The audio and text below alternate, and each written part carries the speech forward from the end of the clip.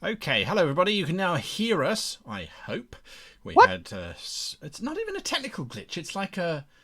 Uh, I don't know what it is. Bureaucratic glitch. Yeah, bureaucratic glitch. There we All are. this YouTube red tape. Yeah, yeah. Terrible. It's Terrible. bizarre. You set it up, then you have to delete it and set it up again, and then it's absolutely fine. Yeah. It's probably because I'm in charge of the stream. Actually, shall we bring picture up? I mean, we can. Lots of I people in think here it's, now. it's 7:05. I Yeah, mean, we're late late actually. again. Yeah, Your there we go. fault again. Hello everybody and welcome to the stream. Let me just check the moustache for dinner. Do you have that problem? Are you a beardy person who's got a problem? Do you keep it trim? I cut this bit here Yeah. and down here and down Yeah, here, I got to so trim it stops my food from getting in my beard. I actually have to trim the whole thing. You try and get it like neat and yours, like all professional like yours.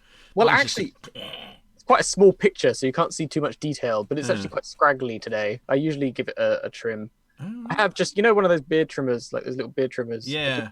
Do these bits and then just go very lightly around like that. There we go. There we are. Yeah. All right. So to those of you who do not have facial hair, these are some of the problems that you will suffer if you do have facial hair. Is that you've got to keep this thing trim and neat and all that. Welcome to the stream about map making and world building. We are going to be discussing beard trimming techniques today on this stream. As you know, as a surprising thing, this is something that it irks me whenever you're watching sort of like fantasy films and stuff, right? Oh, right, yeah, I know what you're Do you going mean to say. tell me that Sam and Frodo had a shaving kit with them as they were trekking towards Mordor? Now, hobbits, I wouldn't put it past them. Okay, yeah, no, but they have hairy feet. Yeah, but that's a cultural thing that they don't care about. I don't know. I think they're fastidious enough to actually bring shaving cream and those little old-fashioned brushes and little scissors. You could look. Sam's got that massive pack on for the entirety of the Lord of the Rings. I'm sure he's got some little scissors in there for trimming and haircuts and all the rest of it. Yeah, maybe. I don't know. But there's a lot of times where you're watching these fantasy films and they're like struggling and it's life and death and the hair is perfect and the beard is immaculate. It's like, no, it doesn't work like that. Yeah, it doesn't. It doesn't work like that. No, so, yeah. Anyway, it's a curious thing about hobbits not having beards, but I suppose if they did, they'd get mistaken for dwarves.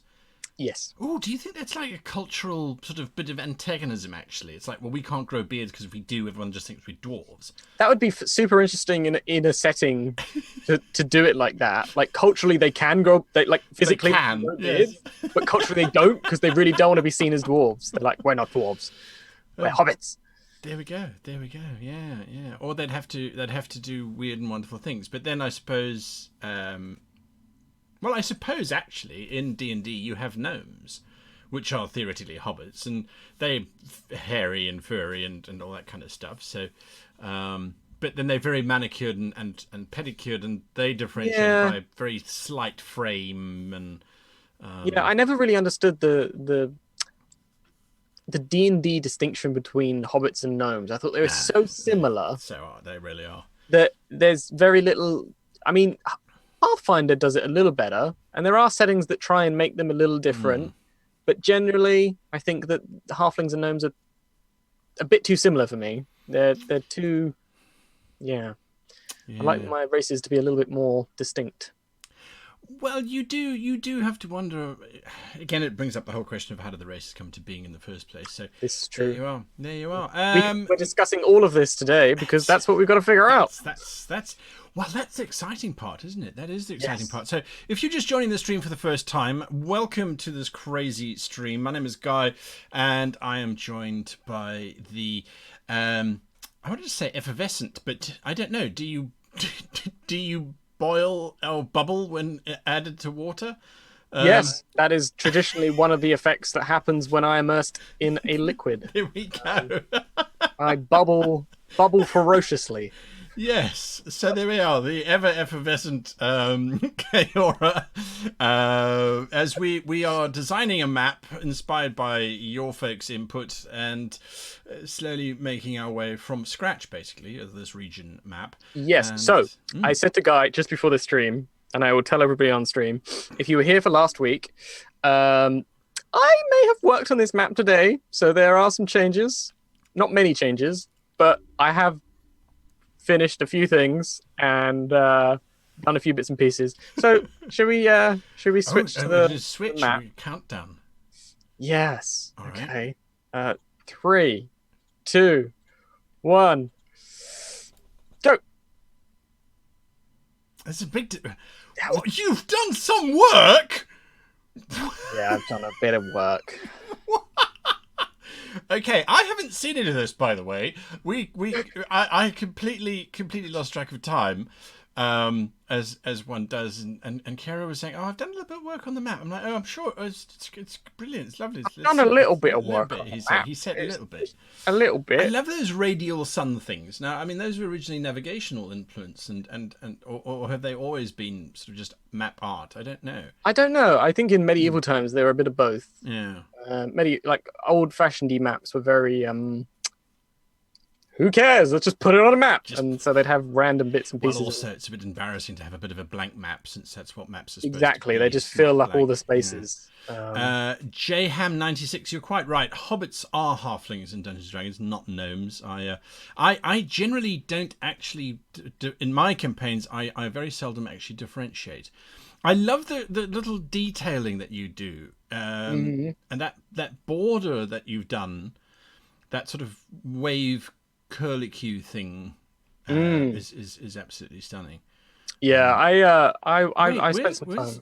So this is the original map. Why are we skirting around the bottom of the map? Well, I'm just showing off. Oh, just showing off the whole thing. It's absolutely spectacular. Love the cliff face. Yeah, let's just look at it from full. So, I finished the coastlines Okay. because we already figured out what the coastlines were. We did.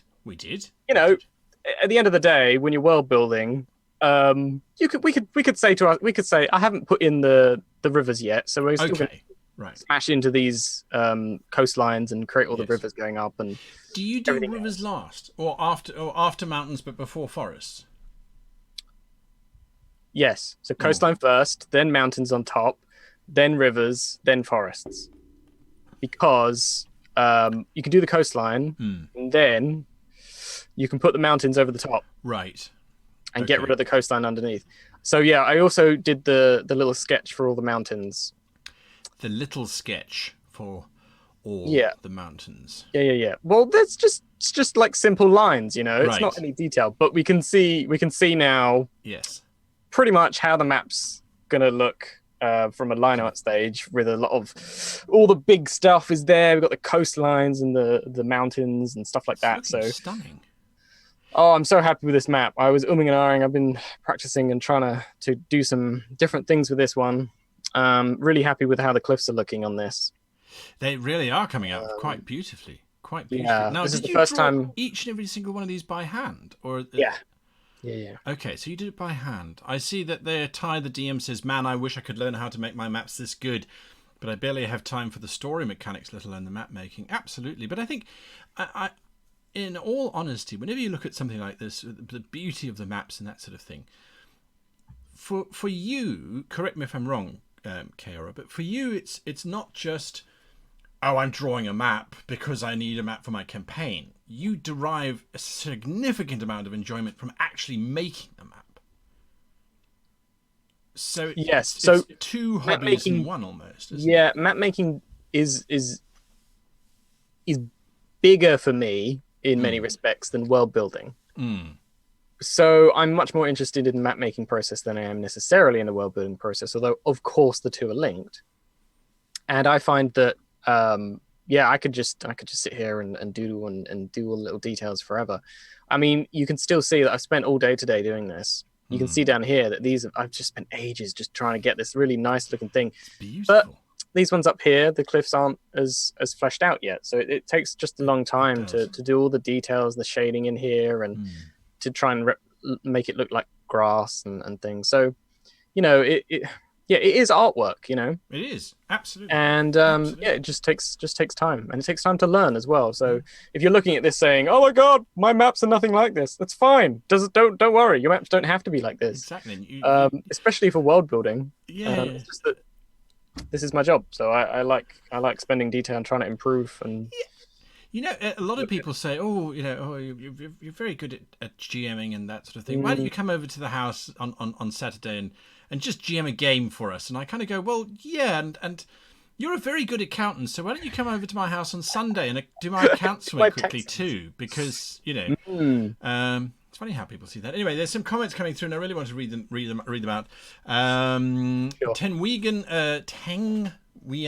Tangwian says, have you figured out a scale yet? Well, we sort of settled on about 50 miles, didn't we?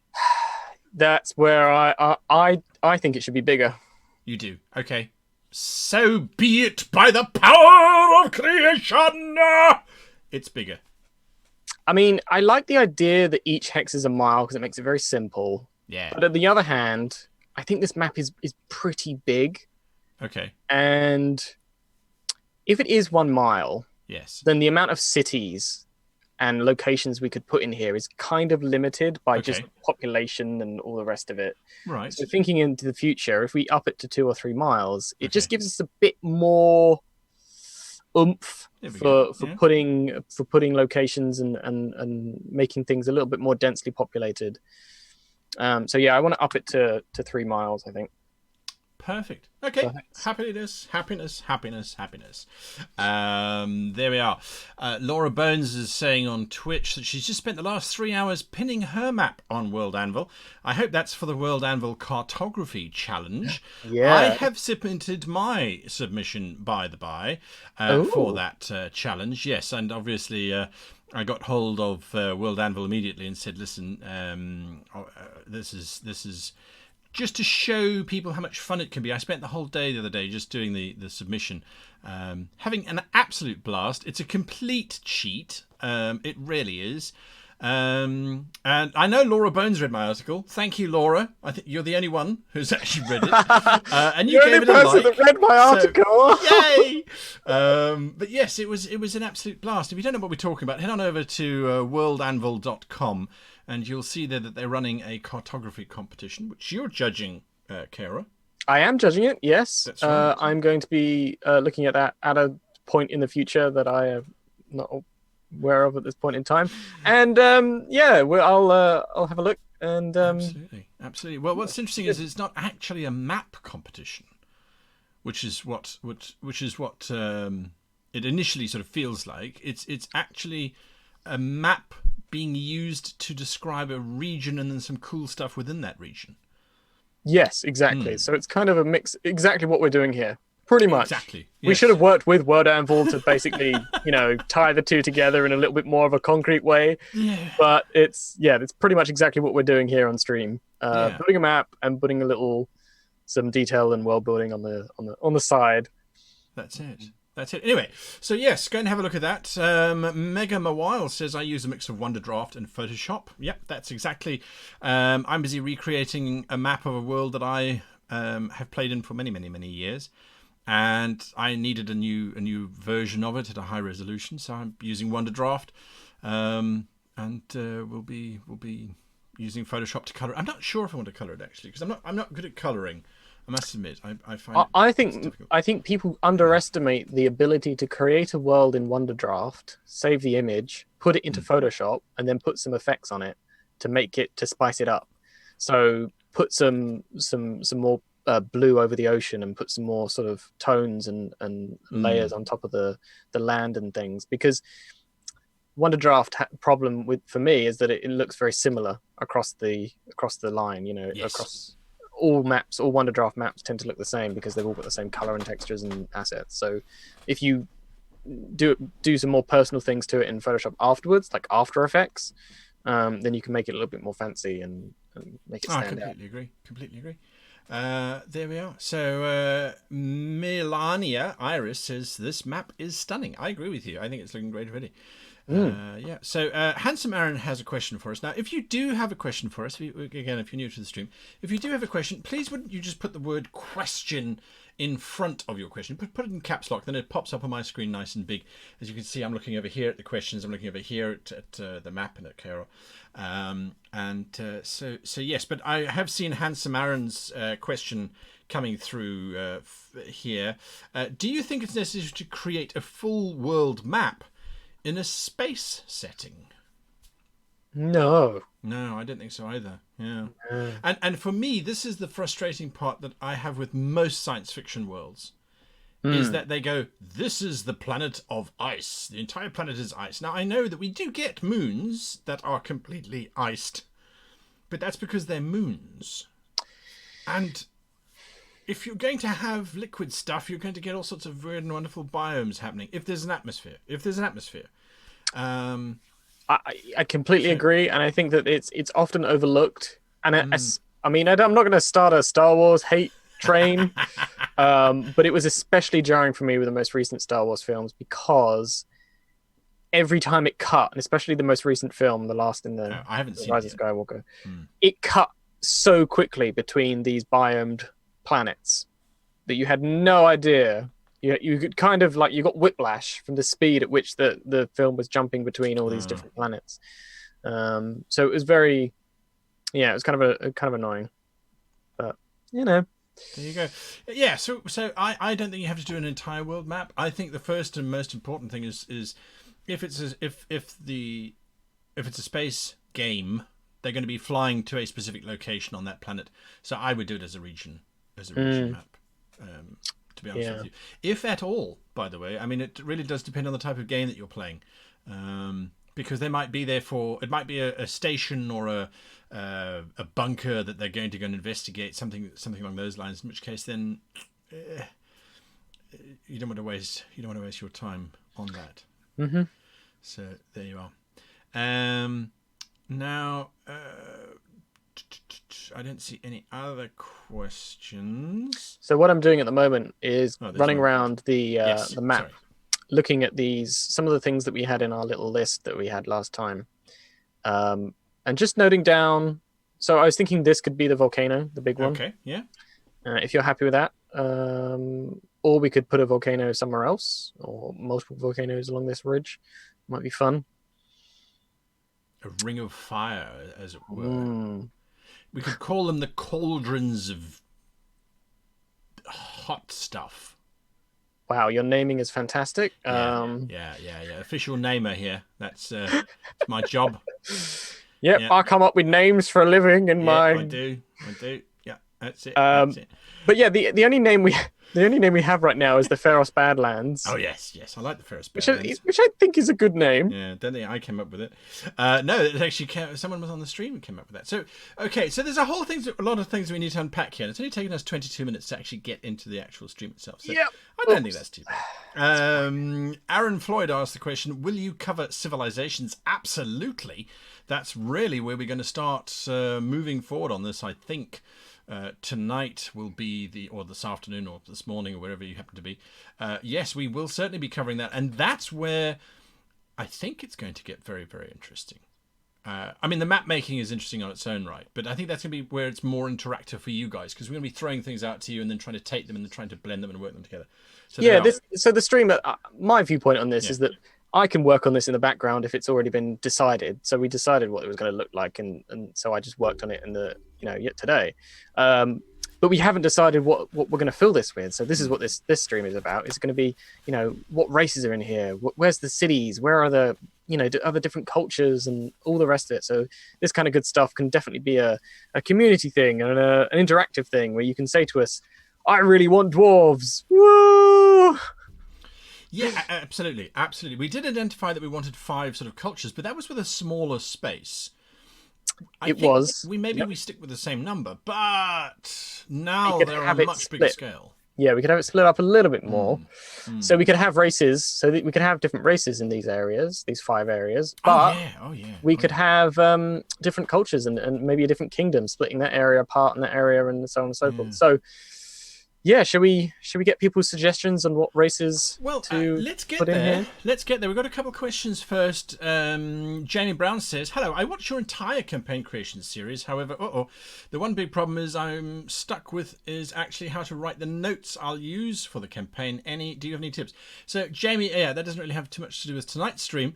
But I can tell you that next week, Thursday, on the channel is going to be a video series unpacking the templates that you should be using for that. So watch out for that. Watcher2417 says, how do you make a map of an empire where the empire is one big city with different biomes and inhabited by different races? with a great deal of patience and time. Yeah, but also I think we have the Underdark. We do. And that is basically, consider it a giant city if you like. Yeah, so I haven't touched that at all. I mean, they've still got It's still there. Yeah. So it's here. Oh, here we go. That's the white, light grey area. Yeah, so it's underneath everything that we did last time, Yes. and there's a lot to do in this map, and there's a lot we can do in different streams because I think this is an entirely different map. You know, it's connected, but oh, absolutely, definitely, we're going to have to pick this apart because it's a completely different environment. It's like a whole different world. Completely. No, that's lovely. Okay, so there we go. Yes, Captain Priceless says, what did I miss? Nothing much. We've just been waxing lyrical about beards, the problems inherent with the Star Wars One Planet system, and talk about competitions and things. So there we are. Lawrence Canavan says, some very stubborn people decided to live in the cauldrons. So we'll just call them Australians. What, of the volcanoes? Of the volcanoes, there we are. Yeah, absolutely. Now, so let's get on. Whilst you're busy drawing all these little wonderful symbols, trying to I'm eager. Psychologically control the audience. You see his manipulation technique. Look at this. What does this say to you? Is this an elf or is this a goblin? Is it an elf or is it a goblin? Is it a Mandalorian baby? I still haven't watched that series. I haven't watched that series, so no spoilers, please. And it's not Baby Yoda. Baby Yoda race. Yes. Yeah. My army of orcs will eat them. So let's get some suggestions in for the type of races that you'd like to see coming through. And we're going to do this the same way as before. I'm just going to read them out and Kara's going to write them and I'm going to try and keep up with what Guy's saying. So if I miss some, it's because I can't write as quickly as Guy's telling them. And then so here we go. Yeah. Races, start typing. Send them as quickly as you can. Go. I'm going to have a sip of coffee. Yes, and then we have to figure out where they are and what makes sense. Don't forget that we've got a jungly kind of race. We've got a more temperate kind of race. We've got a colder kind of race. And we've also got an underwater race to do. So those are your kind of parameters for what we need. There we go. But it Mouse might be people. Fun. Oh, God. Moon elves, orcs, feline race, dragonborn, minotaurs, tritons, plant people, tieflings, sloth folk. Not a clue what that even means. Merfolk. Wow, he actually caught up. Centaurs, swamp dwelling lizard people. I don't know if they can live anywhere else. Turtles, snail people. Oh, the worst named race ever. Arak Okra. I hate them. And try spelling them. Good luck with that. Mistfolk and Feywild. I think that's enough. Wow. Whew. All right, nobody said humans, interestingly. Koala I missed a people. few. Oh, koala people. Oh, koala people. Well, next to sloth folk, they'll seem like lightning. Someone said humans, but I don't think I saw it. Yeah, quite right. Sanitary Sanchez said I said humans, but I did not see it. Oh, well, we've that's it. We're closing suggestions. There we go. This is what we've got. So we have to pick 5 from this list. I spelled a lot of these wrong. Elives. Yeah. Elives. Well, we could probably combine those with the plant people. Well, here look. There's a few things here. The leaf people. I think if we combine sloth folk, koala people. Okay, so marsupials. Well, sloths are not marsupials, I know, but yeah, okay. So furry... no. As a kind of a symbiotic race where the sloth folk are the really big giant sloth people in the jungles, and they have the little koala people that sort of, like they have like multiple koala people on them, Oh, like good heavens! Okay, like a weird. Love it. It's kind of like lizard folk from Warhammer Warhammer Fantasy. It's lovely. Yeah. Okay, so the all-knowing sloths and koalas. Yep. Sloth and koala. Okay, start thinking of names, please, people. Give Combo. us names. Yep. We need a name for that. other than sloth and koala. Koala? Koala? Koala. A slow cola. No. Just well, if you put them together, a slula. Koala. A sulk. Laura Bones has got one. Colath. Colath? Like, as in... K apostrophe O-L-A-T-H. Yeah, Colath, like that. Then Patrick Cod says Slowlather.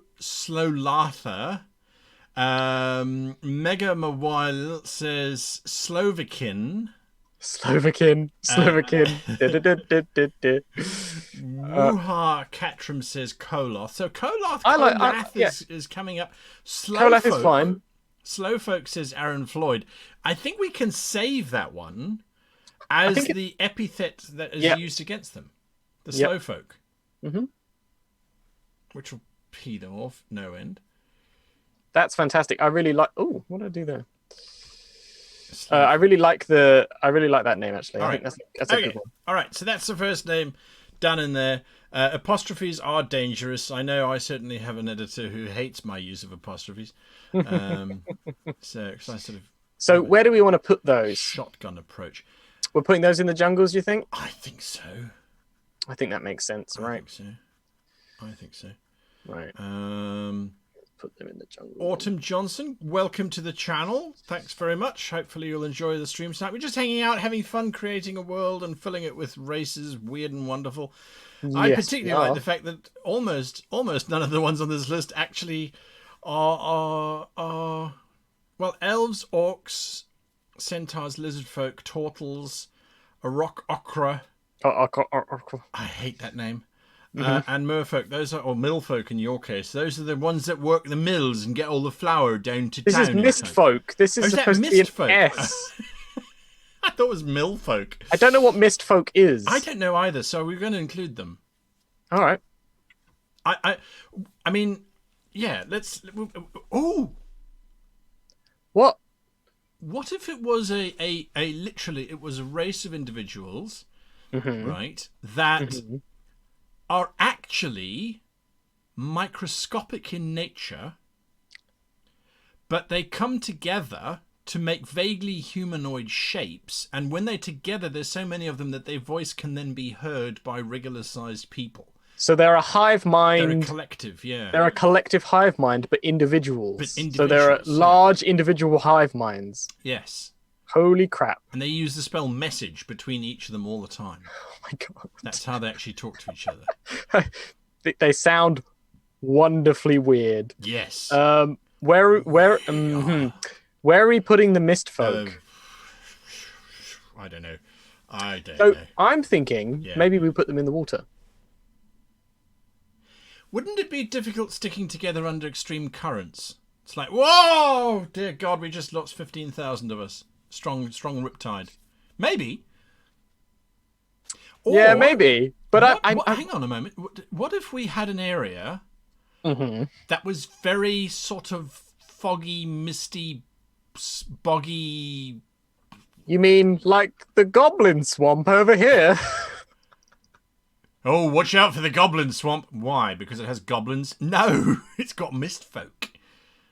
Oh, that's interesting. Because goblins weren't even mentioned on the list. No, so we call it the Mist Swamp instead, because we didn't get goblins. Or we'll come back to that.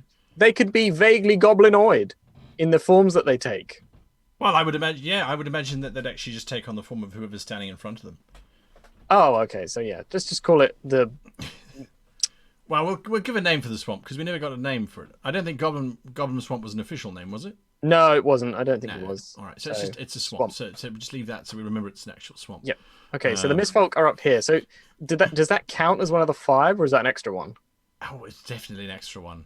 All right, they wouldn't have politics, or would they? Or would they? I don't know. I imagine they're pretty simple up here. It's a small area of the map tucked away. Yeah, it is. It is. So it is. I mean, we'll leave that. It is definitely something that the Whispering Marshes says Sunkra. Oh, Sunkra, I like, or Sunkra, I like that. I must admit, Light up the forge. Welcome all of Hey, you thank you from very much. World Anvil.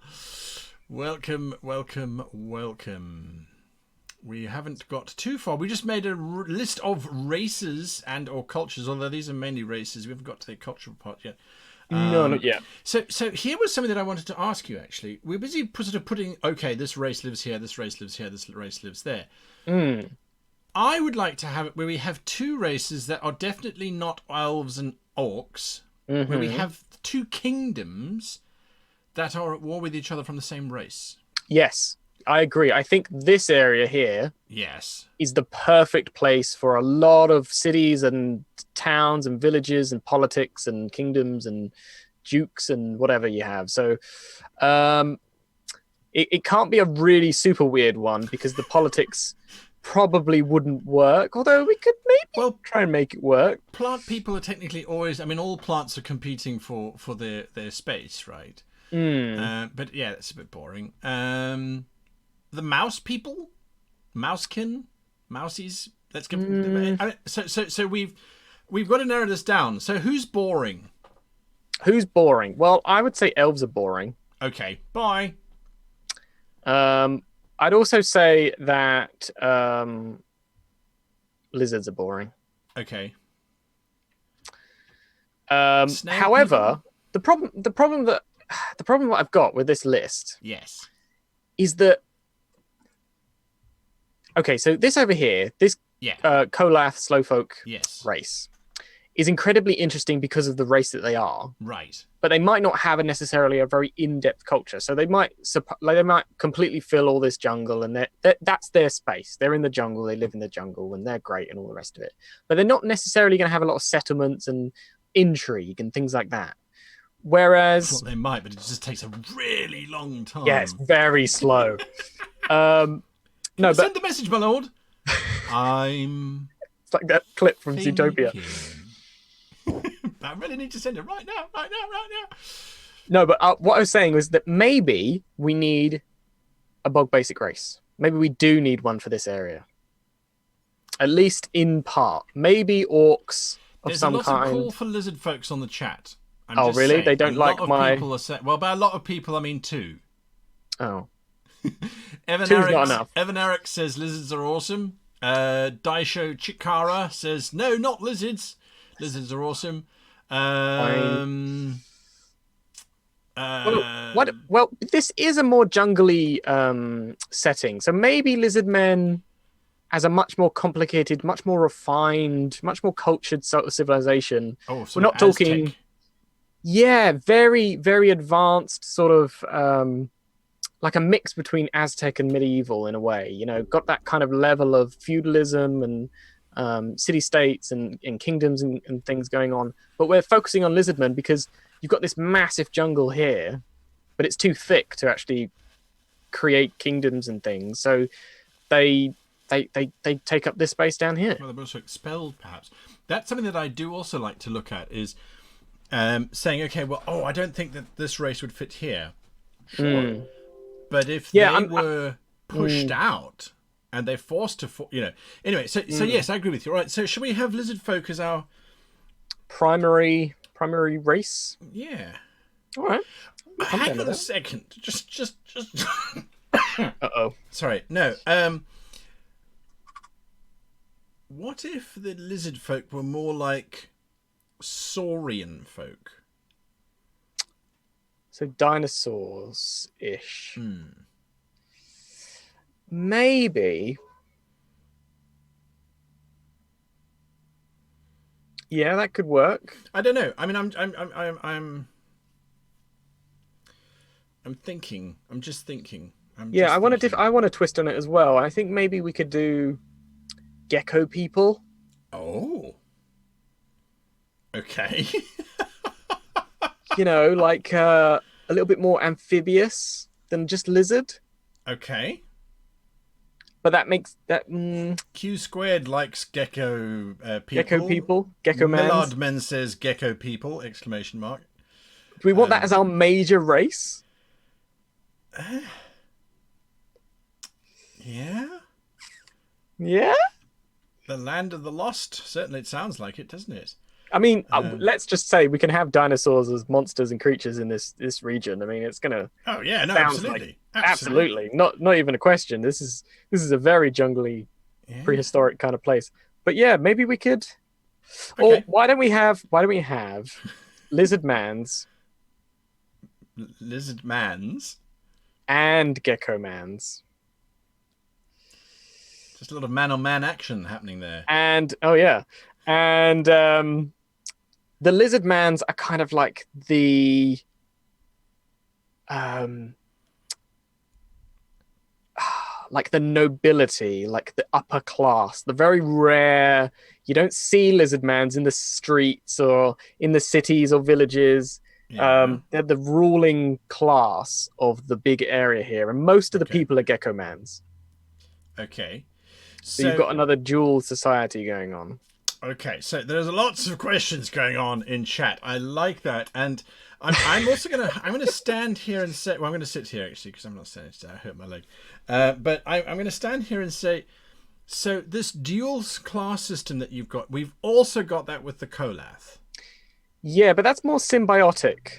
Well, that's what's interesting about it. We can explore the idea of these. Do you think that maybe that's not? We've already got that. No.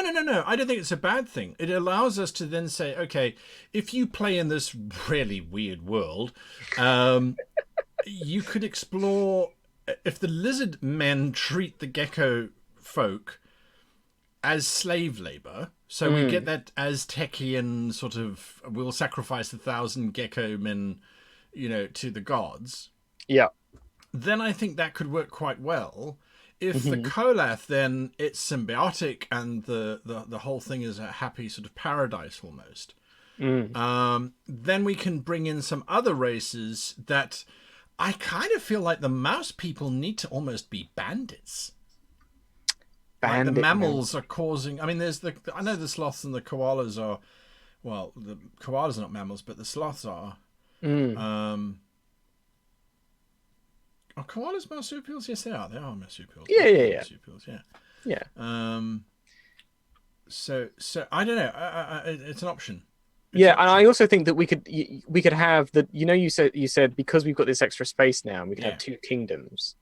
We can have an Aztec-y kind of empire, but we could also have a competing kingdom somewhere over here or whatever that has thrown off the yoke of the oppressive Aztecian sort of oppressive slavery practices. Yes. Do you know what I mean? Yeah, so we could absolutely.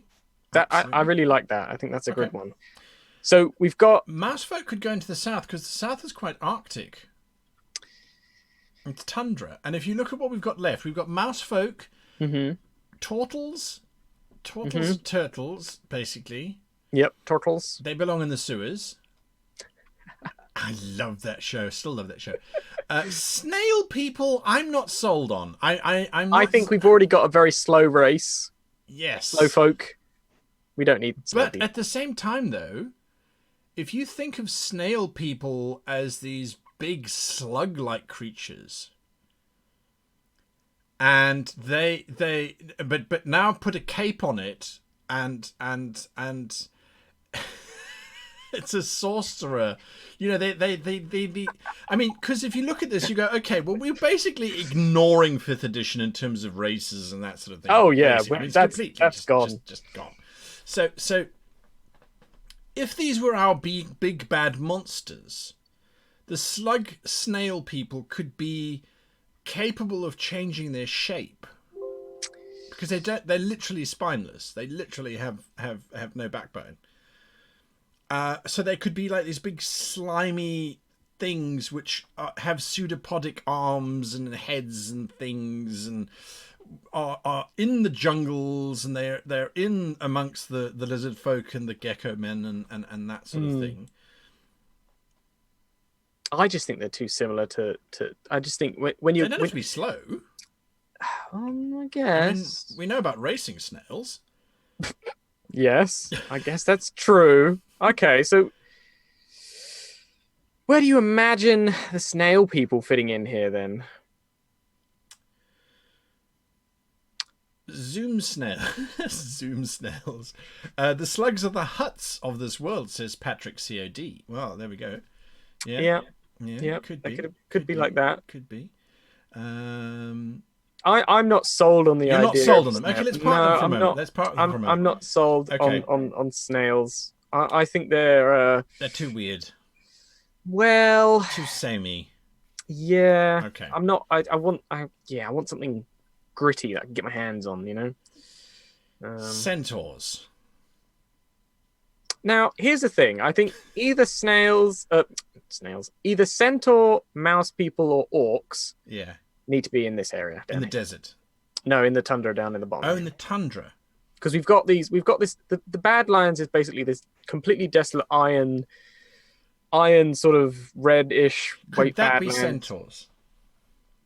I don't think there should. I think there should be a race here, and there should be a race, and there should be the lizardmans up here. Yeah. I think if you put a race in here, there's not going to be any conflict between these two. There'll be conflict between that. Yeah. I want it to be little bit more simple, where there's just two rather than three. Okay. And so my thought is that because it's tundra, because it's cold, you're going to have either the mouse people, the orcs, or the centaur down here. Okay, let's throw it out to the chat. In the bottom, in the tundra cold regions, with, as John Mysteries pointed out and a few other people have pointed out, with this maybe an Inuit kind of culture, although there are problems with that particular culture, not in terms of it as a culture, but in terms of this map that we're building.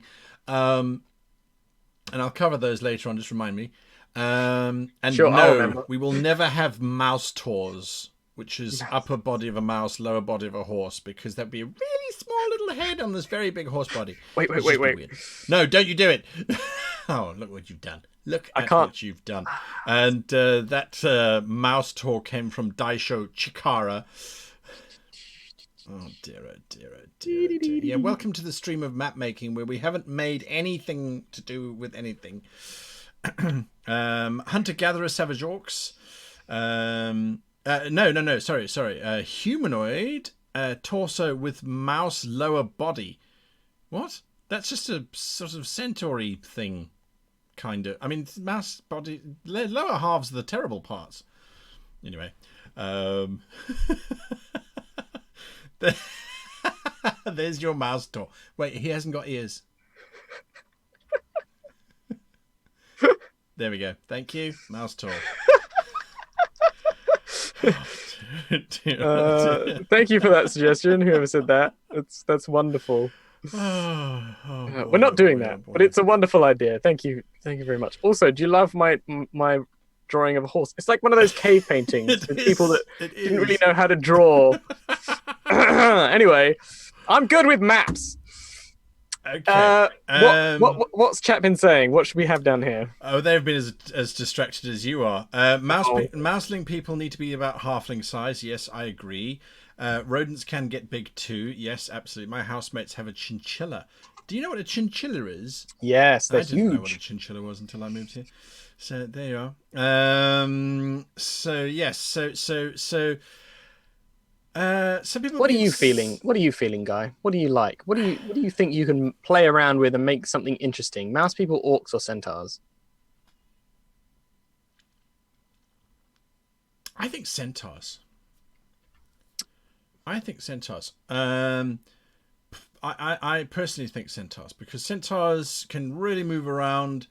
Yes, hooves are not great for snow, but then again, if they are more reindeer-like, then sort of. I was about to say, we can have centaurs, but they don't need to be the traditional kind of horse and man centaurs. They're rentars. It's only £9 per day, excluding mileage. I love the idea of reindeers instead. Okay. Or, Caribou. a cross between... Moose tars. Moose tars or woolly mammoth tars. You need to trim your moose tar. It's going to get into your food when you eat. So they're like giants. Elks, says someone. Yeah, very big.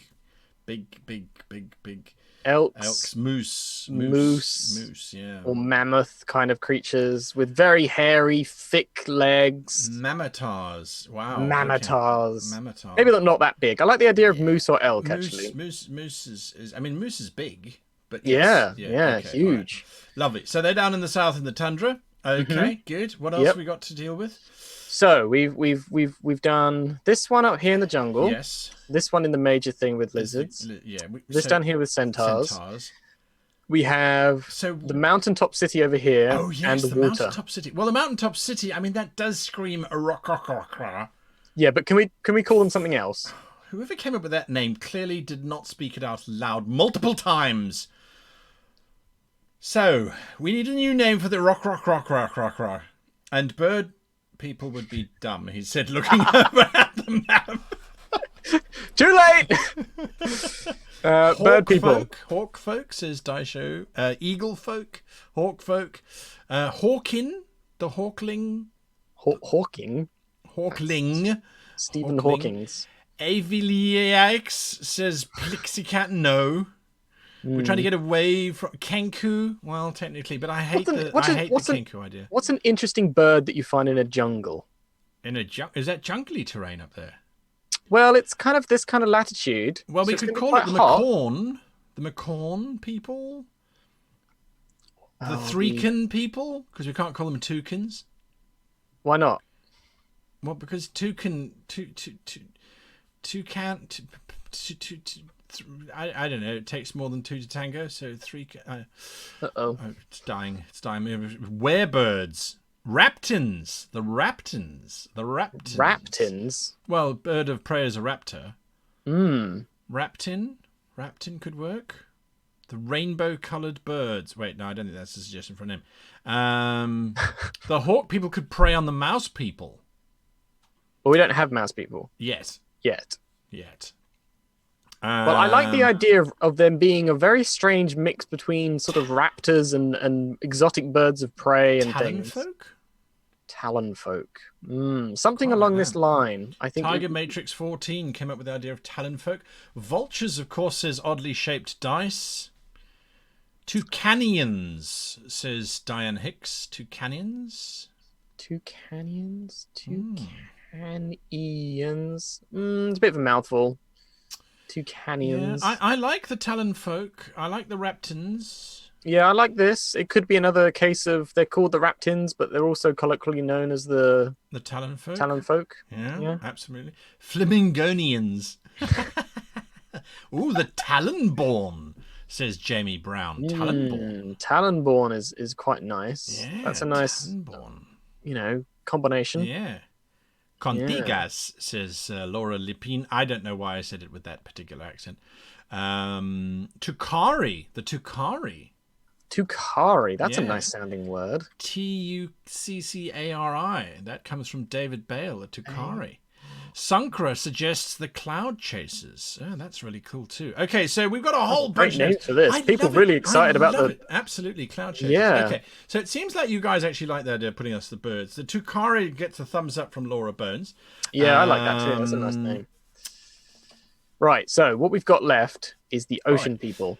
Torben BK, yes, this is on YouTube already, and yes, it will be made available on YouTube. It will be live, and it'll be available to watch post the show, straight after the show. Actually, I think YouTube takes a few minutes just to process everything. It will also be saved onto Kaora's Twitch channel if you prefer Twitch.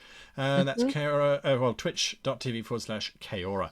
It'll be up there for 3 months, but you'll always be able to watch it again on Guy's YouTube channel. Yeah, it'll be on YouTube until YouTube ends, basically. Okay. YouTube ends. Yeah, well, it really would be. It really, really would be.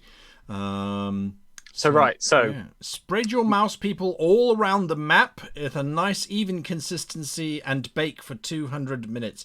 No, wait, hang on. Daisho Chikara says, spread your mouse people all around the map. Nomadic or just opportunistic. They live everywhere. They make niches for themselves. Why are you busy spreading your mouse folk? Oh, sorry. Yeah, sorry.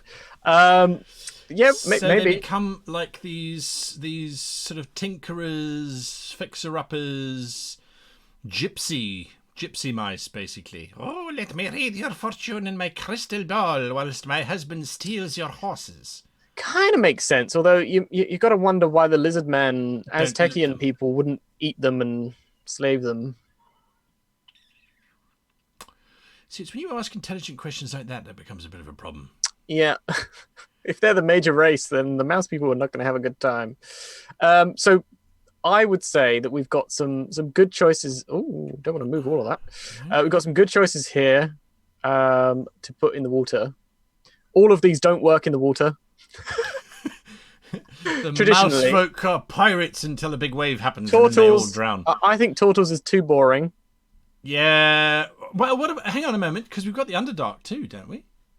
That's true, but we're not doing that right now. No, we're not. Okay, all right. Okay. We'll do that again in another stream. Yeah. Okay.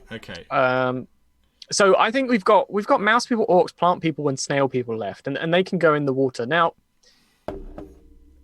out of all of these, the one that I think would be really interesting in the water would be orcs or plant people. Orcs, because you'd have to have a kind of semi-underwater, like a aquatic orc kind of thing going on with a lot of piracy and it's a very piratey culture, but also a bit of underwater thing going on, which I think is kind of cool. Or plant people could actually be sort of coral people or kelp people or something like that. People of the kelp. That's a pretty cool idea. There's some wonderful things coming through. Patrick COD says, if they're orcs, you could call them the orca. Yeah. Maori-styled orcs says synergy. I do like that one. Murorcs. Murorcs is another option there. Coral people is coming up quite a few times. Algaemen, coral, kelp sea druids, kelp people, plant people. Shall we? I kind of like the orca. I also think that Maori kind of culture of orcs with a little bit more aggressiveness and tribalism and piracy is a cool idea. Yeah, what are you feeling, Guy? What do you think fits within this region and within what we've got so far? Why would the coral people, the kelp people, why would they be aggressive? Do they have to be aggressive? We don't know this. No, that was my idea for the orc people. Yeah, the orcs would be aggressive. Yeah, but I don't think the plant people necessarily have to be. But then, if they're not, at least in some way, antagonistic, kind of, they are relegated into the bottom there a bit. So let's put both of them in there. You think they should have a different areas? I would put the orcs on the surface and the plant people underneath. The coralites, whatever whatever we come up with. Corallians. Okay, we need a name, please. Yeah. We need a name for the. Are they coral or they kelp? I kind of like kelp more. I think this is a jungle area, so kelp works a lot better than coral. It does. Mangrove swamp sort of. Yeah. Yeah, so this is the thing as well. We do have another area here. We do have another quite large area of the map. Still fighting for the gypsy mice that don't get eaten by the lizard folk because they provide a whole bunch of services. Apart from tinkering and that sort of thing, they also provide them with information because they go everywhere. You're still not sold. Well, let's put that as a mouse traders spies slash spies as a maybe. I'm kind of not sold on the idea because it adds another level of. Well, yeah, all right. So you've got to struggle to make those interesting. The Kelpsin says Emily Butchmiller. For your kelp people, the Kelpsin. Kelpsin. The shore is the Kelprine. Says Cheerpet 13. Kelprine, I like that. The Kelprine, yeah, they went with a C, but you can go with a K. The Kelprine. K might be better actually, because the C I might think become K, Cellprine, yeah. and that sounds like some sort of kitchen. Preen. Yeah, like that. Kelprine. Preen. Prime. The Calliope. The Calliope. Calliope. Yeah, Kelapi. The Calliope. Kleptorians sounds a little bit too much like they steal stuff. Kelpians. Well, that's a direct one. That's not a bad one. The Kelpians. Wuhart Catram suggested that. So we have this hot swamp. There's these mangroves here on the yes. that's coming out of these jungles. Yes. So I think that's a perfect place for these. Yeah. And then on the water itself, we've got the Orca Maori. Okay. Who live in floating ramshackle cities and villages and things. Yeah. Okay. Like Waterworld, but yeah. Lovely. All right. I happen to know of a book that's got some ships that would work quite well. Yeah. Oh, can I show off? Can I show off? No, you're not allowed. Stop it. Oh, damn. All right, fine. no, sure, go for it.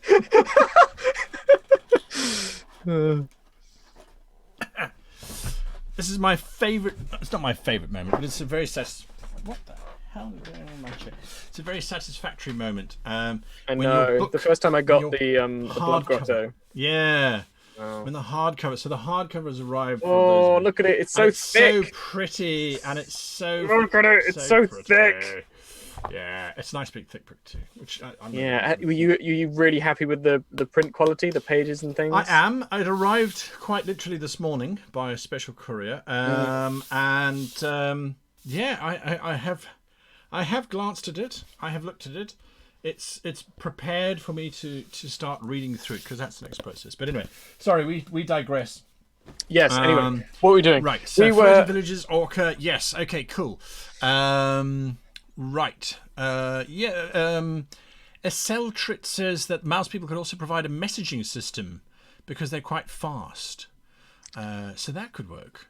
The trouble I have. Okay, so this is we're finished now putting races in. We've got all these races. You come in going all the way from one side to the t'other of our continent. The lizard folk are that entire stretch. Okay. So this is lizard folk and gecko man. Lovely. Yeah. All right. Right. So the center of the map. Everything else is on the sort of outside edges. Yeah, because this region is talking about this area. Yeah. So the problem I have with having the mouse people is that it conflicts for me with these two roles in whatever society we decided to make for this. Because if we're making a society of lizardmans and gecko people, the lizardmans are going to be at the top of the society. So the top of a society is usually the leaders or the warriors or the bureaucrats or the priests or whatever. The people leading the society, the nobility and stuff like that. So that's typically ruled by, lizardmans in this case. Which means that a lot of the lower sort of jobs in society, labourers and so on and so forth, and slave working and all the rest of it, farming, etc., is going to be done by the gecko-mans. If you take away from the gecko-mans the ability to do courier work and merchant work and banking or that kind of stuff, things that you want to take away from them and put to the mouses, it kind of makes these a little bit more bland because they're going to be forced into fewer roles in society. So that's my problem with having another race inside this imperial thing. Sort of space. Yes. Okay. Because I think the gecko-mans are cute enough and cuddly enough to not have mouse people in this setting. I think gecko people are going to be really, really cool. So I don't want to add mouses. Bon voyage. Fare thee well. I don't want it. I'm sorry for the people championing for the mouse people in chat. I'm sorry. There we go. Oh my god. Chat's talking about otter folk, and of course it would be the Ottoman Empire, wouldn't it? No. Dear, oh dear, oh dear, oh dear. Oh, Rat folk, maybe the rats can go into the Underdark. yeah, exactly. Maybe we can have could that work. kind of stuff coming into the Underdark because we still need to figure that out in a later stream. So yeah, so now we figured out where things are. Okay. As Daisho Chikara points out, yeah, world building requires hard decisions, and so that's it. So yeah, bon voyage, right? Yeah. Okay. Right now, what's the next step for you, Guy? Okay. Well, the next step. Well, yes. Usually, I finish the map before I get to this stage. Okay. So rivers and jungles and that sort of thing. But now we have the opportunity to do it the other way around. And for me, what I will start to look at now, I'm not going to look at chat because it's just getting worse and worse and worse. I'm not talking about Philip John Ryan's comment.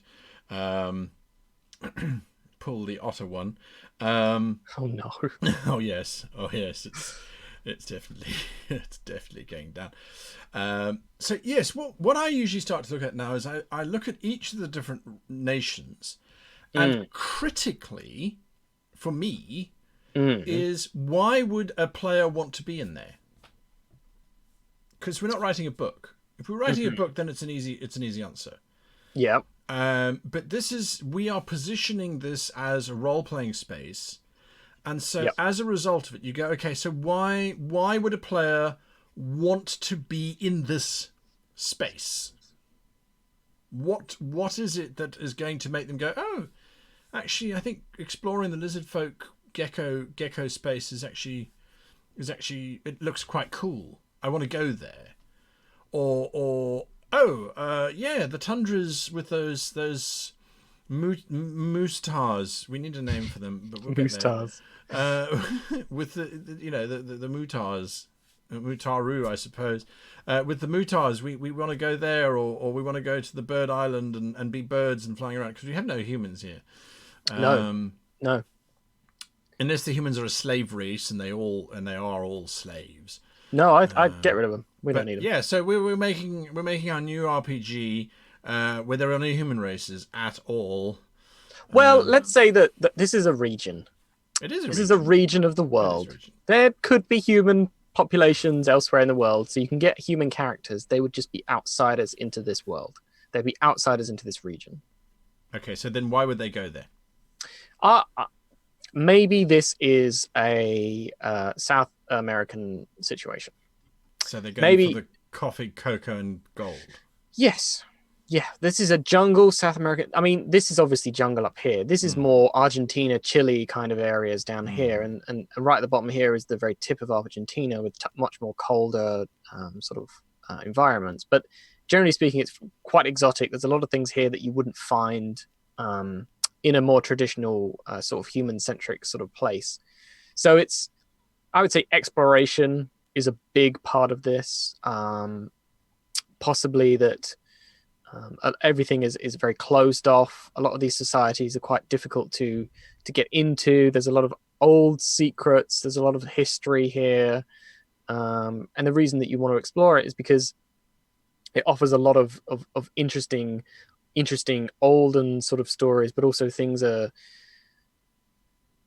similar to let's say a human coming from a traditional feudal medieval sort of society is coming here for the first time. We need to make something interesting. We need to do something interesting with the... I just realized I just got rid of all of my notes. You did. It's okay. No. It's fine. We'll make them up again. What? No, I'll just go back and redo the colors. But I think that if we approach it from that direction, that could work. It's not the only way, but Sure. That's one of the things we could do with it. Yeah. Okay. Captain Priceless is giving us a suggestion for the social structure for the lizard folk. Sort of dragonborn nobility, lizard folk as the working class, and kobolds as the slaves. I think we've kind of got that starting to emerge already with the lizard folk and the gecko folk, and we will need names for both of them. Lizard folk is fine, but I think lizard folk evokes too much of that sort of D&D space. Really. It does. I want So them to be we need a want them to different be name. different in some So way. yeah, think about that. Think about that for a little bit. And we'll come back to that. In terms of the Lizard Folk Empire name, Aaron Floyd started. He said, "Suggestion: here's a name for the Lizard Folk Geckoman Empire." But that's where your sentence ended, so you need to finish that thought there. Finish your thought. Yeah. Now, one of the things, and John Mystery has reminded me, I said the Inuits were not a great idea in terms of the Tundra Empire. Mm-hmm. Now, here's the reason why. Kaora said that he wanted there to be conflict, and I think we all said this. He wanted there to be conflict between the Southern Empire of the Tundra and the Lizard Folk. So between the Moose Folk and the Lizard Folk, he wanted there to be conflict in that space. The Inuit people are very isolated in terms of the surviving structure of their culture. Yep. They don't form giant armies because in order to form a giant army, you have to have vast amounts of food readily available in a very small space, Yeah. and easily accessible and easily replenishable, which it is not by virtue of the fact that it's really fairly difficult to get. It's easy to store, that's easy, but it's not so easy to invade. What are you doing? Where are you going? What are you doing, Kara? You've broken it. Oh. I was just looking at Discord. Yes. Oh, sorry. I won't You tab. can't just do that. We might My have seen bad. something. I'm sorry. I didn't realize we were sharing my screen and not my window. It's fine. My stream doesn't work like that. I can just switch. Oh, I see. Anyway, Okay, yes. So I agree. I mean, the Inuit people are a tiny population, yes, and they're not. Yeah. It's it fascinating doesn't really work. culture, and we certainly could have Inuit-like tribes in the very darkest regions, where they are very, very simple and very isolated, if you like. Yes.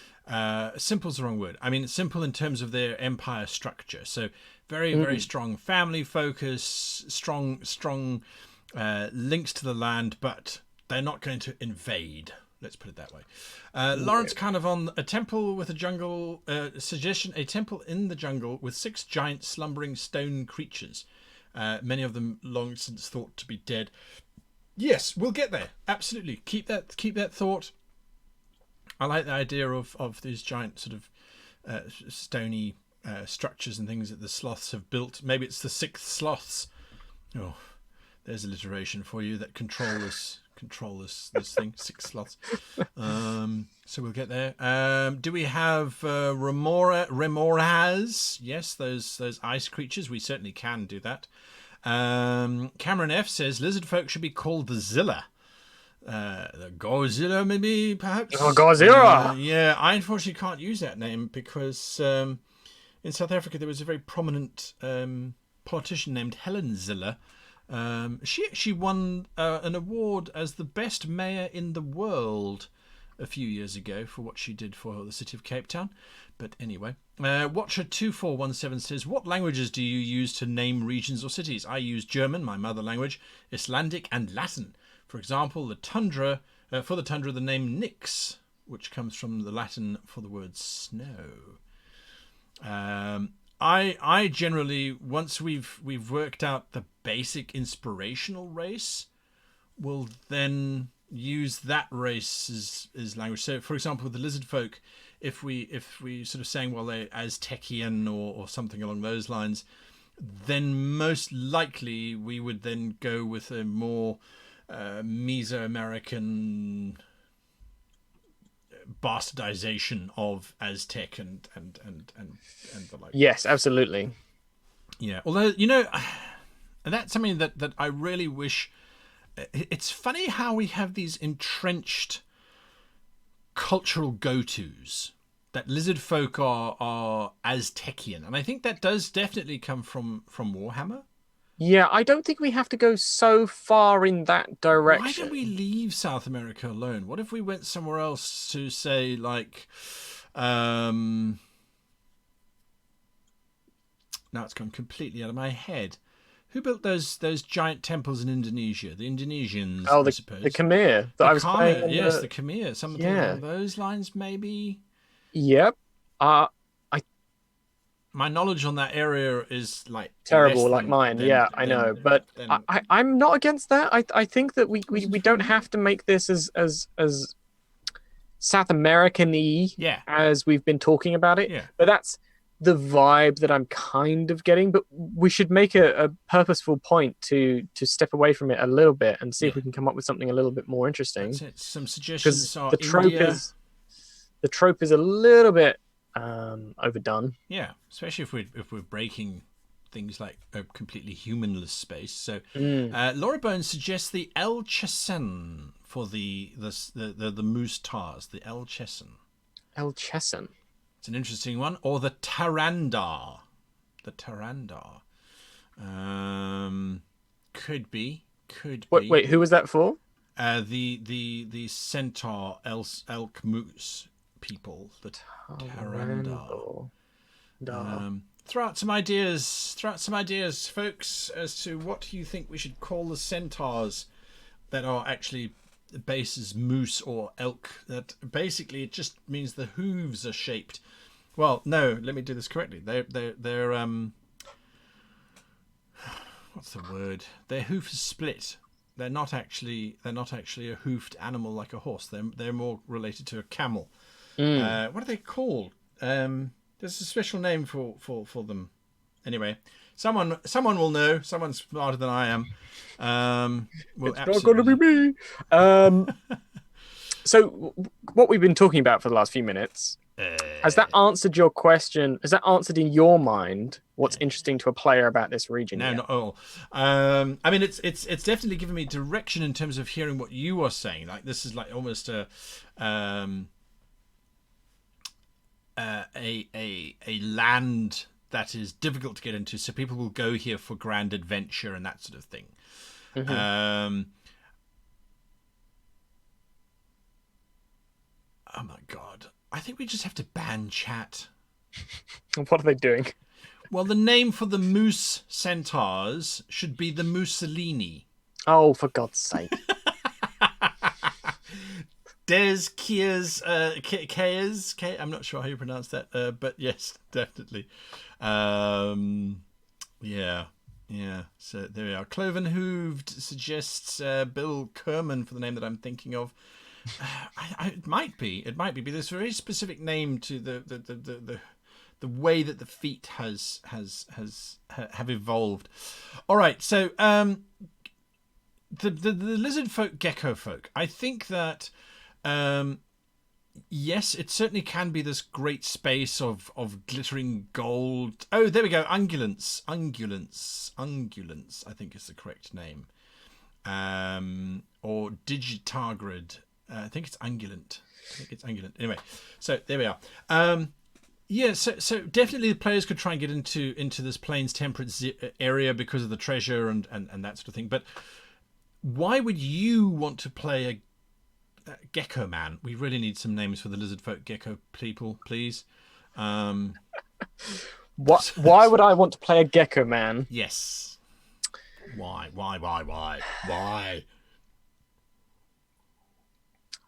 That's a difficult question to answer because at the moment, a lot of the draws for me wanting to play in a campaign haven't been worked out. So why would I want to play a Gecko Man? Yeah. Because there's an interesting plot, for example. There's an interesting pull.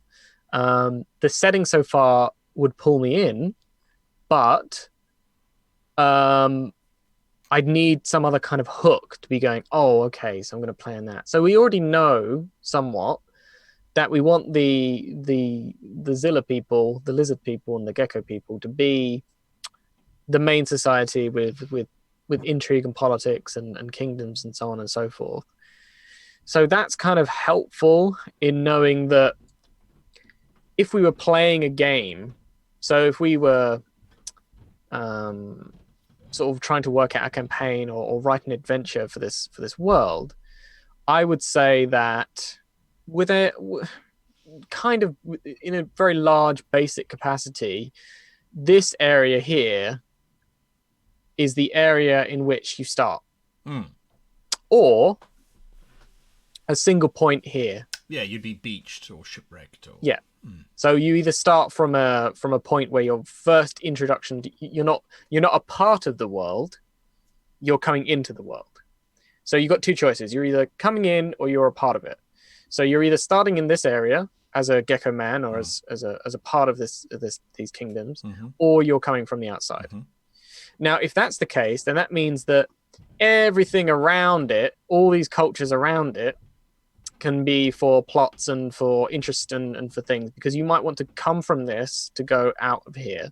So you might want to do expeditions, or you might want to solve the problem of the centaur people and the go into the mangroves, going into the jungles, as well as solving smaller scale things within the central area. So that kind of stuff is we've not decided on any of that. No, we haven't. Yeah. So it's hard for me to figure out why I would necessarily want to play in here just yet, apart from the setting, which I think is cool. So the setting would draw me to buy the book or to start looking at the book, and then I'd need to read, and I'd need to say there might be a story about a weird Tyrannosaurus Rex wizard who's living in the volcano here. And that's a really cool story and idea to have to play a game or something. I agree. All right, we can definitely let's explore some more, and then we'll come back to that question. There are a couple of ideas that have been coming through for the name of the gecko man. There was one that I saw that I quite liked, actually. I don't even think it was a suggestion. Lara Liepton says the Geckota. Oh, how do you spell that? She or he or they spelt it Gekkota. Slower. Gekkota. The Geckota. Geckota. Ta? Yeah, the Geckota. Geckota. Okay, yeah, sure. We kind of have a vote on whether you like that name or not. It's just something that popped out into my mind. Torben BK says it looks like you did a lot of work on this map off stream. Well, we did work on the map last stream as well. It was one last week. But yes, Kaora did come in and tweak and add a little bit. Just a touch, like, grass and cliff faces and that sort of thing. But it didn't go too I had a lot of fun today doing all of this stuff and adding some really cool cliffs and things and doing all the pretty stuff that we don't necessarily need to talk about on stream because it's artistic and not world building-y. So that's why it's always nice to show people how you do it, but you do that on your regular streams as well. Exactly. I might do some of this. I might do some artistic work on this on Tuesday on my own stream. So there we go. Same time, same channel for Twitch. Anyway. Yes. Ben P says the Latin genus for moose is Elces or Elces. It's ALCES. I'm not sure if the Latin is a hard C or it's an S. So what if they were called the El Caesar or the El Caesari? That would be ALCESARI. No, I can't even pretend to spell that, so that's out. There we go, Ben P. Sorry, great suggestion, but it is too difficult for some people to write. Yeah, my simple brain can't even write that. That just everything about my being rejects it. I mean, Geckota is a nice, like, it rolls off the tongue a little bit and it feels a lot quite nice, but it's quite difficult to try and Geckota. Yeah, to There's read an that alternative spelling by Xander the Green, which is GECKO. Double TA. GECK. OTTA. The Geckota. Oh, for the Geckota. Okay, yeah. Geckota. Yeah. The Geckota Empire versus the... you're never going to get it, Patrick. Patrick keeps pushing the Ottoman Empire. There are no otters here. Yet. Wait until they invade. Not in this region. Wait not until in this they region. invade. Yeah, all right. Yeah. So, Guy. Yes, sorry, what? Yes, you need to do some work. No, You've been no, no, sitting no, there no, drawing no. arrows. I've not been doing any work on this. Look, I've just been doing colors and writing notes. I didn't zero map making in this process. So let's try and figure some things out. So if I do some work on if I do some work on this on Tuesday, I can actually get down to drawing some features and things. Okay, so let's work out yes, in this plains temperature area yes, if we're splitting it up and how we're splitting it up. okay, and where we're going to start putting some cities and okay. So settlements. Then I usually, when I'm creating a map, I'm creating it for a reason. Right. I'm creating it for a campaign, some kind of campaign, and that's actually the White Lance has asked us as a question. When you're planning for a new campaign, do you build the world around a plot idea, or do you build the plot around the world? I build the world around the plot to begin with, or at the very least, I will look at a region and say that's where my campaign is set because it allows me to do this. So as a campaign setting, I posit, I position it, I offer it to you, sir. Go. You are to play the role of a young soldier in this mega war that has been raging for hundreds of years between your empire and the opposing empire. You could be riding one of the gigantic war beasts with 20 other men into battle, exploring the wonderful options that war brings with it. Or you could be a daring hero on the edge, trying to find the lost relics that will build some kind of weapon of power that will help your empire win the war. Do you like Love that? it? Does it appeal? Yeah, I think so. I think that is the kind of thing that I would really love to play for several reasons, and that gives us a lot to work with. Okay, so I think you've got a natural border staring at you right in the face there. Yeah. Is it enough though?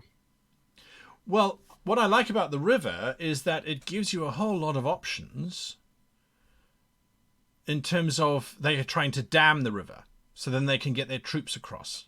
I know you like your idea of your lizard folk as the superiors and the gecko as the inferiors. Could it be that the one empire is just the Gekkota, and they're fighting against the lizard folk who have Gekkota as slaves? Is this a north versus south?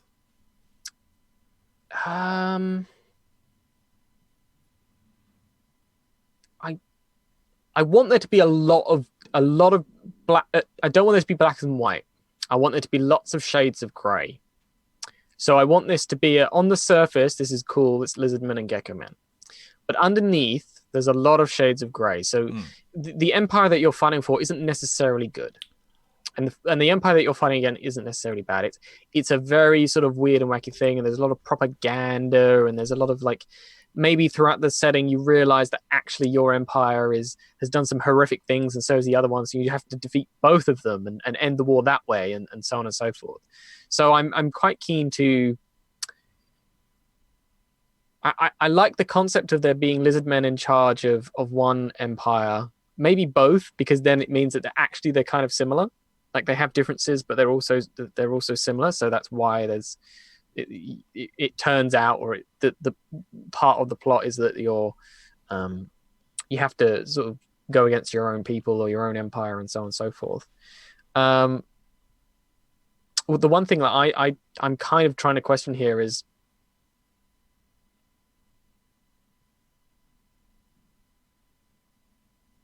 I really like that plot. Do we have enough room for it? You said you've got two empires. So you've got an empire, say if we do make this the natural border, you've got one here and one here. 3 mile hex, we said, so that's pretty big. How big is this conflict going to be, and how what are we talking about here, do you think? Can you imagine that in your head? An empire, it's just a different collection of peoples under a single control. It's a different collection of cultures under a single unified leader. So, but but I imagine like an incredible sort of rich and massive scale battles that have taken place, and this border may have changed over time. And this is why I'm trying to.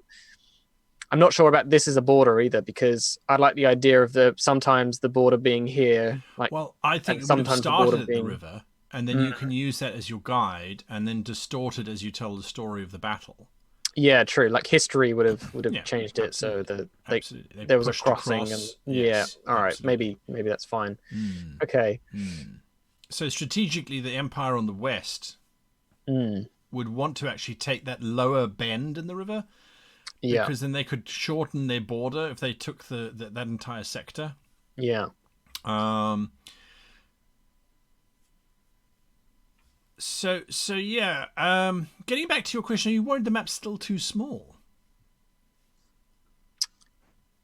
I'm worried it's too small for that particular plot. Okay. All right.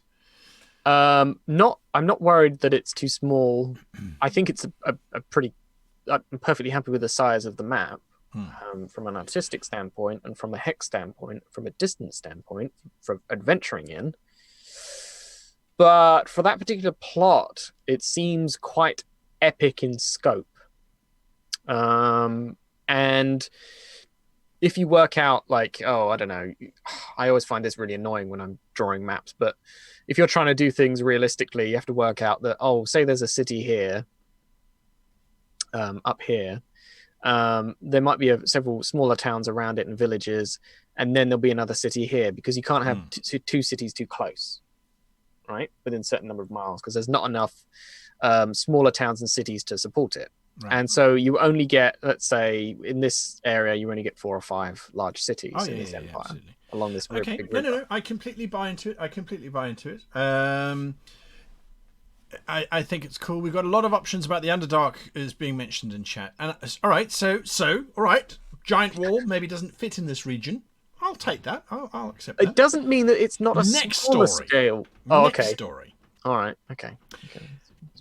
As a brave young inhabitant of the kingdom of the Gekota, you are tasked with either helping defend the border against the invasive, terrifying, as yet to be named mosasaurs, where you're struggling in difficult conditions, it's cold, it's snowy, it's miserable, it's the Feros Badlands, or you are desperately racing to save your culture from a strange new plague that's been sweeping in from the northern jungles, infecting all of your fellow folk and mutating them into strange, hairy-like beasts of terror.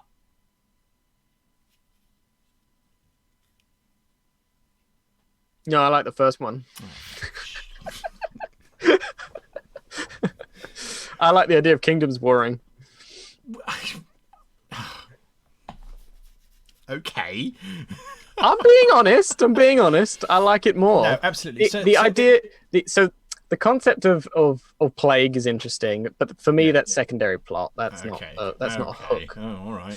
The idea of being a defensive force on this badland is kind of interesting, but it reminds me a bit of Game of Thrones, north of the wall. Yeah, except we don't have giant ice wall. We got a big desert full of.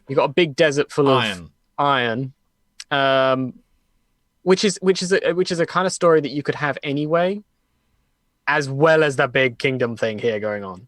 Now, the reason that I like your original idea more, and what I was saying is I'm not trying to say that the big empires clashing is a thing, but we should scale it down. Yeah, it can be kingdoms. Yeah, absolutely. Right, absolutely. And it could be smaller scale conflict on the scale of The Witcher 3, for example, where you've got the powerful guy empire here, right? That has been growing and growing and growing in power for the last 100 years. Out they're trying to expand now. And now they're expansionists. So you've got these peoples over here that were more individualistic. So you had like an area here, or a city-state, or a small kingdom here, a duchy, and so on and so forth of the lizardmen people, with all these different kinds of things going on. A scaly here, a scaly there. Yeah, okay. Yeah. You're with me. You get it. Yeah. And then you've got conflict happening as these guys are pushing in here. They've conquered a particular sort of place over here, and there used to be a city-state here, and it's been gone, and now it's this. So so it's not actually just one kingdom; it's many kingdoms coming together. yeah, I like that. Yeah, so it's kind of that same sort of process, but in a different setting, different cultures with different kinds of peoples, different kinds of intrigue going on. You feel a little bit more heroic fighting against a tyrannical empire. You could still add in my thing where it's like these guys aren't actually that great either, but they're trying to stop the thing, and it's like, well, it's just life, isn't it? Yeah, exactly. So, okay, if we scale it back to that kind of level instead of just two big things going, sure, with like hundreds of thousands of troops in a battle over this river, we can have our cake and eat it, maybe. I like that. It also allows us to give the players the opportunity to try and get those disparate kingdoms to work together against this now sort of invading megaforce. Yeah. What I really like the idea of then is that you have a little bit of choice. So when you start, you have a choice when you start with which one of these that you start playing and which one do you fight for. Yeah. So each one of these is different. Well, there used to be. This one's gone. Oh, is it gone already? Oh, okay. Yeah, he's gone eaten. And you can start number 5 too. Yeah, you could actually. Yeah, that's You've true. Got to try and prevent those other groups. So guerrilla warfare. Yeah, you got to try and prevent them from uniting. I like that too. Oh, yeah. But then we need. This is getting very complicated because then we need to come up with different sort of cultural differences between all 5 of these. Not necessarily huge cultural differences. No, but they have to be different enough to be interesting. Oh, well, yeah, you want to have... Well, that's fine. That I have a trick for that. That will come back to that one. They will come back to that one. Okay. So there was a question that was posted. Why are... we need a name for the moose people, please. We've got the Gakota. We have the Gakota. That's fine. What are the moose people? What are the moose people? Tyrandar isn't terrible. The Tyrandar is not bad. It's not bad. It's not bad. Anybody else got some suggestions for the moose people? Think about that. Think about that. Another suggestion from Bill Kerman is that the geckos have slightly different colours. It's okay, the different colour idea. I'm just worried that's a little... I don't know. Yeah. The Mutarus... No. Michael, what about the Elkans? Sorry, the what? The Elkans. The Elkans. The Elkans. That's quite a proud name, the Elkans, isn't it? Yeah, so elk and Khan, as in Mongolian Khans. The Elk-Elti. The Elk-Elti? I like Elkans. That's Eigencaster QED, says the Elk-Elti. Or the Elky. The Elky's even... It's a lot more succinct. Yeah, all the Elkins. The Elkins. It says Ten Wigan. We got there as well. I like Elkans. The Meese, says Cameron F.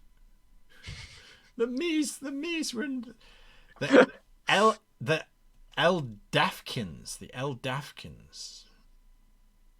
No, I'm not sure about Daff in there. Yeah, a lot of people voting for the Elkans, actually. Oh, my God. Kirk Wagner, 1,000 experience points to you. I want to be your friend. Kirk Wagner says the Mesopotamians. So somebody asked me I just want to answer this on my Twitch channel. The Dungeon Tomb said, question, any news about when we see more from Project Deus world building? I talked to some major artists and that told me there have been nothing since the Kickstarter ended. Okay. I want to just quickly address that real quick. Okay. I'm the only major artist for Project Deus. And all the alpha assets have been finished and we're waiting for the alpha to be released, which should be soon. Soon, absolutely. So maybe that's why no other major artists have heard about it. They are. Yes. That's very much Dungeon Fog's work style. Is they like to get one artist in who does all the assets to keep everything the same. But who knows what might happen in the future? Yes. Who knows what might happen in the future? The Moosians, says Lawrence Carnarvon. Let's go with Elkans for now, yeah, guys. Elkans. I think the Elkans. Oh, the Caribbean people. Yeah, it's kind of similar to Caribbean, but... It is. Caribbean. The Heartkin. Carbines. The Carbines. Carry beans. All right, you. Carry beans. How to destroy your perfectly wonderful suggestion? Give it to Kaora to spell. Yeah, because I can't. If I can't spell it easily, it's not gonna work. There we go. Also, do you like my gorillas down here? We just have some nice gorillas. Gorillas? Yeah. As in gorilla fighters, but I can't yeah. spell gorilla fighters, so I spelled it as a gorillas. Just gorilla. Yeah. Anyway, Yes. It's so bizarre. Yeah. Anyway, all right, Elkins. It is Elkins. The Haruvians. The Haruvians, says Ninja Theory, but no, we've got Elkins. Elkins because they're ungulates. So there we are. Who hasn't been named? The Gakota is fine, I think, for now. Gakota's fine. Slowpoke is fine. Kolath. Kolath is fine. Kelprine is fine. Is fine. Orca. Orca is kind of nice. Orcas. You can call them orcas. I'm going to expect to be invaded by a large black and white whale thing with big teeth, and then we're going to see what a green orc. Fine, we have to come up with some kind of Maori-esque. I don't mind if they are actually orca, or we just lose the orcs completely. I mean, that really would be the end of the traditional races. Yeah. I kind of like the idea of water world orcs, though. Maori orcs and floating villages. Sure. But then we can't call them the orca. We really fine. No, we really can't call them the orca. So the Orokai. You got me there. Oh. The Orokai was a suggestion, but it's too close to Orokai. The worker. No. The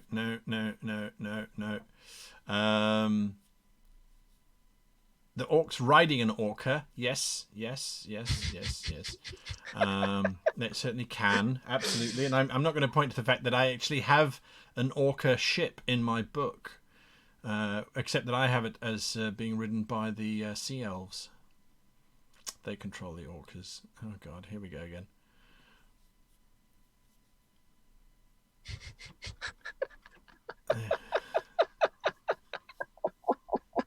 Beautiful assets. There we go. Beautiful assets as hand drawn by, and that's the sad thing is that's probably better than anything I could come up with, by drawing by hand.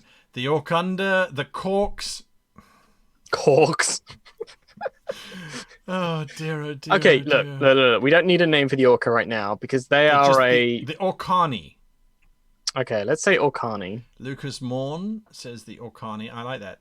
It's a K-A-N-I. You see, the problem is that your K's look like H's. Yeah, I know. I'm So hand drawing this. I'm not typing it. I'm terrible handwriting. The Auric. The Auric are quite cool too. The Auric. Or Ik. I-K. Auric. Yeah. I think I need to look at some Maori sort of words, some Polynesian sort of inspired letters. Things. There we go. Yeah. Laura Burns says these streams are truly amazing. Thank you, Laura. I'm not entirely sure what drugs you're on, but you should share because sharing is caring. We're just enjoying hanging out with you guys. No. So yes, okay. So have we got everything? Yeah, apart from we don't really have a name for the mist folk. Do we need a name? No, I don't think they would need call a themselves something. Obviously, they would refer to themselves. Yeah, and I think I'm really cool with Raptin or Talonfolk or Talonborn up here, or the Tukari. I think those are some great names up there. I do like all of those names, don't we? So yeah, we got names for everything. Okay, good. Now, yes. before the stream ends, give me some lovely settlements. Where do you fill this space up with things for me to draw? Okay, so let's start the Gakota. Now, this is where I like to tell stories. How do you populate your cities in your maps? What's your process? Do you have a process? I have a very specific process. You mean where I place my cities, or how do I populate my cities? Where do I place them? Where you put your cities? I like to place them on rivers and river deltas because that's the areas where they're going to be big. They're going to be big cities that have some kind of large population. Okay, so traditionally those are going to be very sort of trade central cities. Then outside of those, I like to place cities in interesting locations. Because if you have interesting locations, you have interesting cultures and peoples, and the city itself will have a twist on it, even amongst all the other twists that you put into the races and the cultures and stuff. So, for example, if we put a city, let's say we put a city up here, yeah, up here, it's really close to the volcano, so it's kind of like a volcanic fortress with a lot of different sort of. This is more of a wasteland kind of area, a lot more interesting than perhaps everything else that's going on here. It's the same culture, so it's the same Cacokia, lizardmen, geckomen peoples, but it's got that twist of location in there, so it's a little bit different. Okay. How do you do it? Well, there's a few reasons why we get cities. And I usually base it around those principles. And generally it's to do with economy. And it's where do you make money? And that's where you get a city. Yep. So if you look at something like Las Vegas, there shouldn't be a Las Vegas. It's in the middle of a desert. It's an awful place, right? Johannesburg in South Africa, there wouldn't really need to be a reason for that city, except that that's where all of the diamonds and the gold is. So that's what I usually do, is I will look at a region and I'll say, okay, this region, as you did with that volcanic region, volcanoes give you lots of steel. So there's an entirely plausible reason that, okay, a steel production space started there. They produced really good steel works, steel weapons.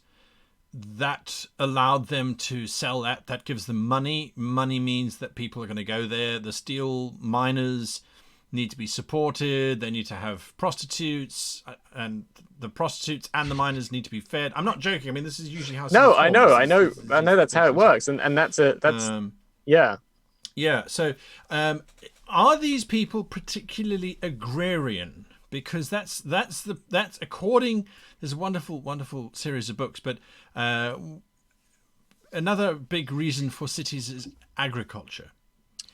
So when you have a culture that grows a lot of food, they build big cities. When they don't, and this was the primary problem, as a matter of fact, with Tenochtitlan, the capital of the Aztecs, was that they had some crops but not a huge amount. So when the city got too big, they literally just starved to death. They ran out of food. Yeah.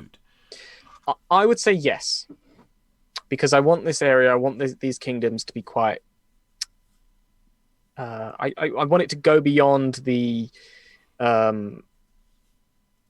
single sort of cities along the river sort of state to being a little bit more spread out, a little bit more like early medieval Europe or sort of the Roman era, in that kind of quite advanced in some areas of civilization, so that there's quite a lot going on.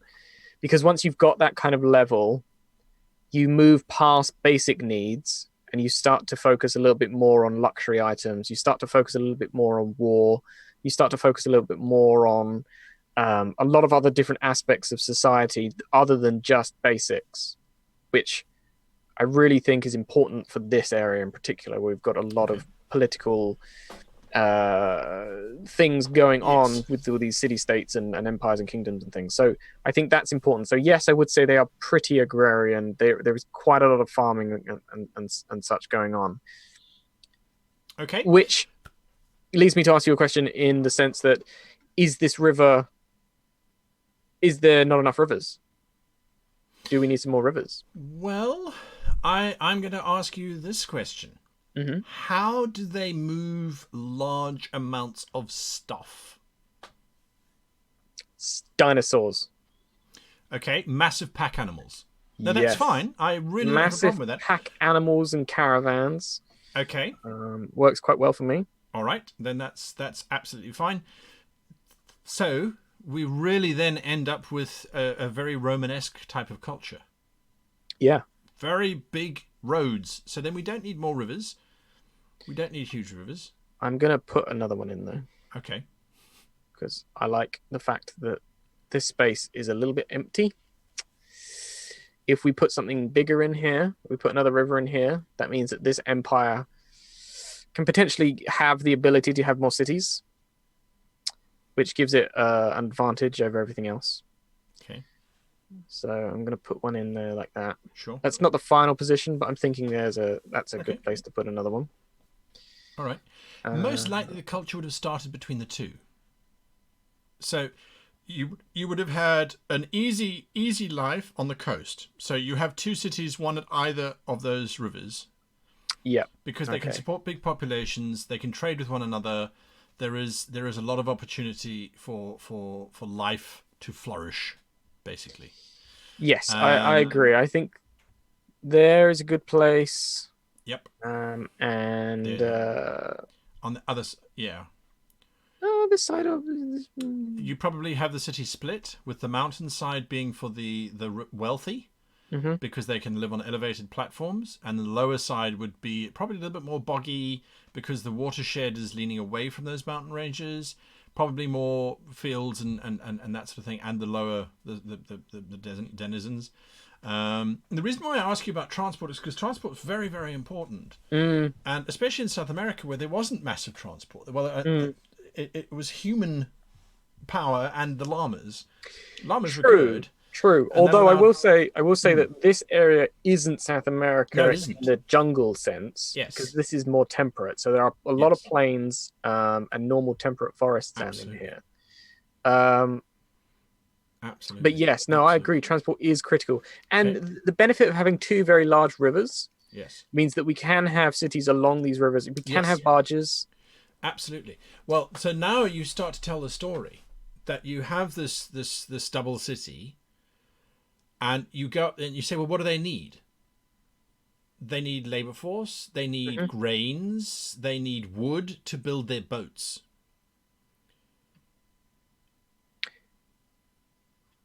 So we need a city further inland where there's more wooded areas. So I just put up here where the trees are going to be. This entire area is going to be a big jungle. Yeah. I have another brush here with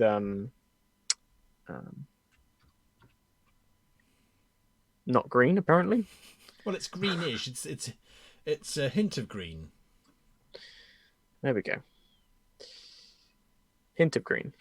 So we need to just put some forests. I like putting forests sort of up against mountains. There's lots of water runoff. It happens. Because lots of water runoff, and because it's easier and easier for cultures to start from the coast and work their way up. They don't traditionally start in mountains, work their way down. So they've cleared a lot of the forest around here over the years and years and years. So there's probably going to be more sort of forests here. Let's just start putting some down along the river and around here as well.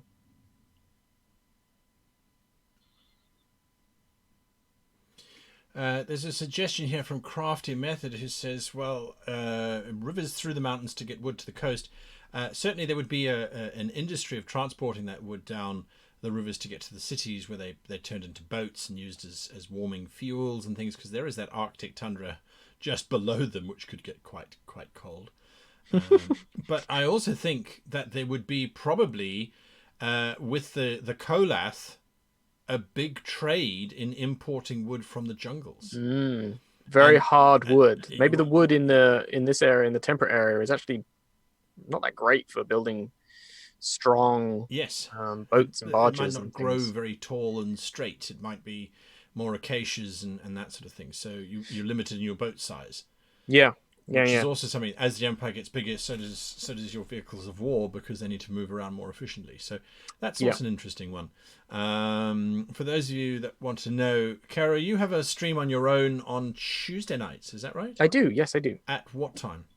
8 o'clock, sorry, 8 not 7 GMT. o'clock, so it's 8 o'clock. Okay, 8 p.m. GMT. And of course, I've got my own stream tomorrow night, which is answering your RPG questions, and that is at 7 p.m. as well. So, or I should say at 7 p.m. Okay, so yeah, you can drop some cities then further north. Yeah, I think what I want to do is does anyone know how many towns and then villages and things you're supposed to have around these kind of places. Because if this is 3 miles, Yes. you might find that this river can contain a decent amount of smaller sort of, Well, it depends on the population of the base city to begin with. yeah, and then there might be a slightly larger city here or here Well, hang on a moment. where How the far away is forest. that? 3, 6, 9, 12. Is that too close? Yeah. I Too think so. close. I would put it there. So another large city there. Yeah. So you've got another. You can have a You can smaller have another town one there. absolutely. Yep. Absolutely. And They one might like a be village. taking stone. Okay, I'm just going to dot around a few smaller ones. Yeah. Look, I mean, in civilization, you generally want to have 3 squares outside of the city territory, so 6 squares between them, which is 18 miles. Suggestion from Thalin72 is between 25 and 30 miles, which is quite a far distance. Large city, 75 miles, perhaps. Yeah, usually a day's travel, which is absolutely right. But we have different beasts of burden here. And on rivers, it can be slightly longer. It can also be slightly longer as well. But yeah, a day's travel. I think that looks pretty good. So I want to change the location of this city Yes. then, and put it That's right on the coast here, just to bring it away. Because I'm guessing the thought for you and me right now is that this is the very biggest city that we've got. Yeah, this is the the capital. most protected. It's got access to the most resources. Yep. It's kind of in the middle of this. So where you have your region list, right in the middle of that would be a city.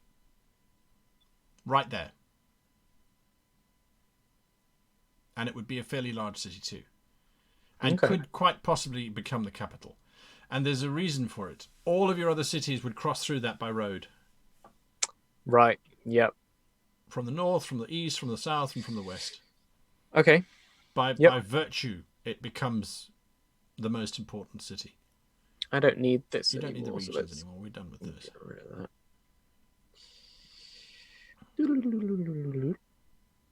But yes, no, that's true. That's very true. The one thing I will say about an area like this, though, is there's no other geographic features that we've added at the moment yet. Yeah. So it would be hard to construct a city of large enough thing without fresh water, for example, or anything like that. Yeah, look at not impossible radius. There was a suggestion at one point to have canals. And so that distance for a canal is not far, but we could aqueduct it too. Well, the other thing that I could do, of course, is this is something that a lot of map makers often forget, but what's the best way to show that graphically is that you have to think about elevation with the rivers. So the rivers are traditionally the lowest kinds of points. Yes. So that's lower elevation. Yeah. This is lower elevation. And then you get progressively like this is a higher elevation. Right. That's always the reason why the rivers flow in that particular way. Yes. Because, correct. They flow along the path of least resistance. Yeah. So if you're doing this and we're getting higher, higher. Beat J suggests, what about a lake? Yeah, we haven't actually got a lot of lakes. Or any. We haven't got many.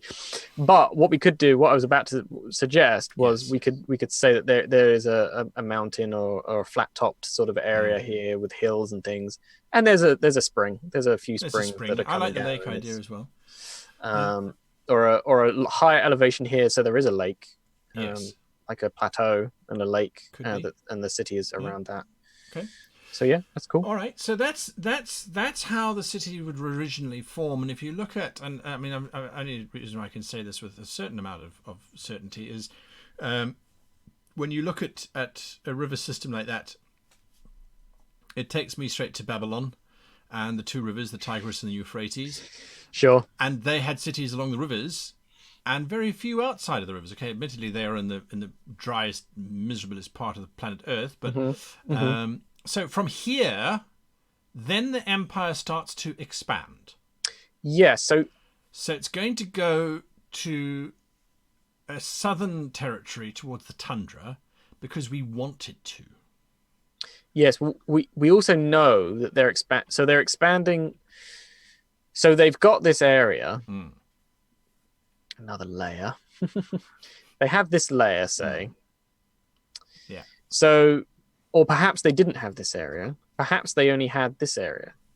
Well, they would have each one of them would have been independent initially as little settlements, and then they would have traded with each other, and one would have dominated because they were able to trade better than the others. And so it would have gone from that to that, to possibly that, to that. Well, the southern city as well on the coast is a very, very, very good prize to have.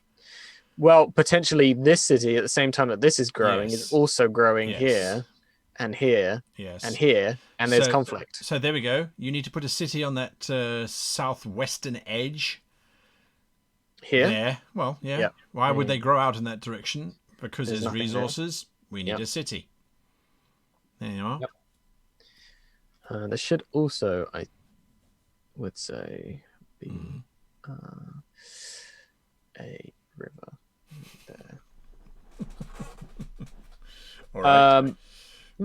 Maybe not. Yeah, I think it's okay. Oh, that way. Oh, all right. Okay. So it's not as close. Sure. So they wouldn't naturally expand in an area that is, well, they will try. There'd be wars. Yes, they'd be fighting across that river all the time.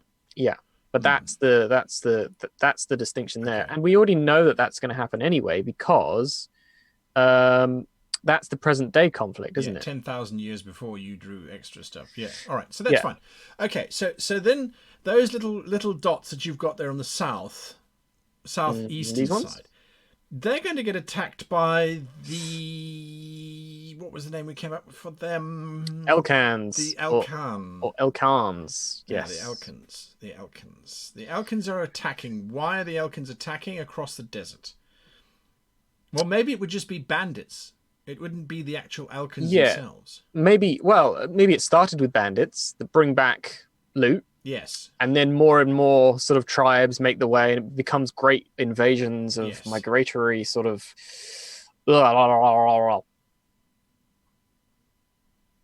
So you're saying that there needs to be. Well, the moment you have a border that's being attacked, people want to be protected. So there's two options.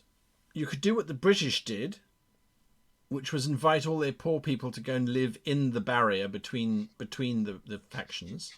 That's literally what they did. Yeah. Or you defend it with a giant fortress that says "Thou shalt not go no further." Big wall. And a wall. But walls are unfortunately very Game of Thronesy. Yes, I know. We're not going to do a big wall. However, we could do. I need to keep making sure I've got my layers straight. But we could put a big border city here. How is it supported? Well, it came about after many years of raids and pillaging and things, and there needs to be supporting villages and towns around here in this plains area. That's what I would say. Either that, or there is a kind of Roman-esque series of forts, smaller forts, that are dotted around here. That to me makes the most sense. So it's not one large fortress; it's a number of forts, like the Chinese had before they built the Great Wall, or like the Romans did. Not cities. I agree. Technophobe says it's garrisons, not cities. Exactly. Yeah. They will, by virtue of the fact that there's money to be made, have little supports around them. There'll be a little merchant. There'll be a weaponsmith. There'll definitely be the brothels and that sort of thing. And there will be someone who's selling alcohol. But yes. So it's 3 miles between these. Yes. Roughly, because it's about a hex between each of them. 3 miles and 6 kilometers. Yeah, it takes an hour to walk, or half an hour to run, or 3 minutes if you're really good. Well, that's definitely not terrible No, I for think you have keeping too up. many In there, fact, then. we have too many there. Yes. You wouldn't need that I many can see forts. the other fort, my lord. So it would be kind of maybe 3 forts. Yeah, three major forts. Because remember the Orcani, the Auric. I like the Auric. Yeah, the Auric. The Auric are raiding the coast.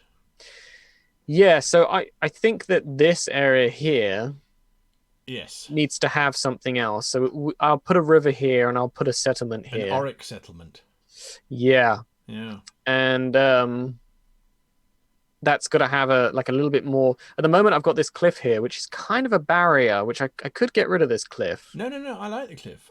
You could put the What? Orcani right at the end of that cliff, next to the mountain, underneath the mountain, right there. Yeah, they could have like a settlement there. Yeah, on the coast there. Yep. Okay.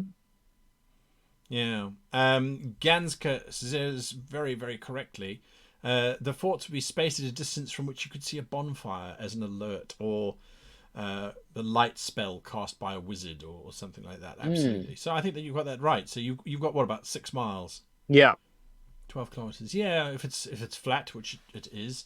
Someone suggested a monastery in the mountains. I always like monasteries in mountains. Oh yes. So we could do something like that. I think we should put that kind of thing there. Actually, that would be cool. Yeah. So you've got that little peninsula in between the mountain range and the cliff face, right there, where your cursor is right now, right there. Is that part of the empire? It's so difficult to get to, except by boat. Well, it depends on how closely I draw these mountains to this coastline. It does. There could be a little space here. You're right. A little independent kingdom they've sworn fealty to the empire, but they really don't care. A little safe haven that PCs could escape into, or perhaps an ancient ruined city that's cursed. Yes, that's true. We definitely want to add a lot of. We haven't even talked about history in terms of ancient history yet, have we? So just an acropolis of some kind. Okay. We need to do that next stream. Yeah. We'll come back to that. Yes, because we're actually over time here. We're over time. So I think, considering what I can do in the period between, well, hopefully I can in the period between this stream and the next stream. So next Saturday. Not that you have to. I mean, it's not that I have to, but if I have time, I will work on this. I will introduce these forests and I will put down some settlements and get these rivers done. Okay. The other thing that we need to talk about next stream, which is going to be very interesting, is the history, I think. Yes. Because I think that's going to be quite important for a lot of these other things. We might even have to move settlements around and things. The environment can probably stay the same, but we might need to move things around. We could even come up with different races for the history, which is going to be very interesting, because we could have older races that are no longer around. Well, we have to explain how it is that the Gekota have gecko folk and lizard folk. Yes, exactly. So that has to be all explained. Oh, that's exciting. Yeah. So some questions: the slightly light tones, so the magenta, the cyan, and the sort of yellow. It's difficult to see. Those are nations. Those are our borders. There we go. That's stronger. So the beige is what we're currently working on. The green area is are the forests, and also separate nations. So this is not cast in stone. These are just very generalized ideas in terms of positioning and that sort of thing. So yes, the downfall of the mouse folk. Their tale must be heard. Their history of how they were eradicated. No. Think about it. It could be brilliant. It could be a case that there's another continent on the other side of this ocean that contains the mouse folk.